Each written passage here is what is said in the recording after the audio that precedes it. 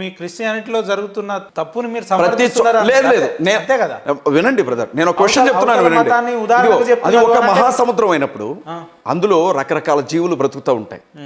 అయితే ప్రతి జీవి దేవుని ముందు నిలబడాల్సినటువంటి రోజు ఒకటి ఉందని బైబిల్ చెప్తుంది. ఇప్పుడు నేను ఒక 60 ఏళ్ళు బ్రతికి చచ్చిపోయా బ్రదర్, కానీ నేను ఒక రోజు ఇలాగే మళ్ళీ దేవుని ముందు నిలబడే రోజు ఒకటి ఉంది అని దేవుని వాక్యం చెప్తాను. అది మీ మూర్ఖత్వం అంటాను. ఎవరు మీ మూర్ఖత్వం అంటాను. ఇప్పుడు ఎలా ఉంటుందంటే సోక్రటీస్, వినండి, సోక్రటీస్ అనే వ్యక్తి మీకు తెలుసు కదా, భూమి గుండ్రంగా ఉంది అని కనిపెట్టాడు కదా అతను. కనిపెడితే ఆ కాలంలో ఉన్నటువంటి మతతత్వవేత్తలు, వాళ్ళలో క్రైస్తవులే అని అంటారు, వాళ్ళని రోమన్ క్యాథలిక్స్ అంటారు. భూమి గుండ్రంగా ఏడుంది, బలపరుపుగా ఉందని విషం పెట్టి చంపారు.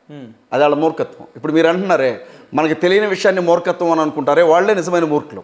ఇప్పుడు విషయం ఏంటంటే రేపేం జరిగిద్దో మనకు తెలియదు, కానీ ఫ్యూచర్ లో జరగబోయేదంతా గెస్ చేయడమే మూర్ఖత్వం. మీకు తెలియనప్పుడు బైబిల్ గ్రంథం చాలా స్పష్టంగా చెప్తుంది. దైవ గ్రంథం చెప్తోంది ఏం జరుగుతుందో కూడా స్పష్టంగా ఉంది దైవ గ్రంథంలో. వినండి, చనిపోయినటువంటి మనిషి ఎవరైనా సరే, సమాధి చేయబడిన, చితిమంటల్లో తగలబెట్టబడిన,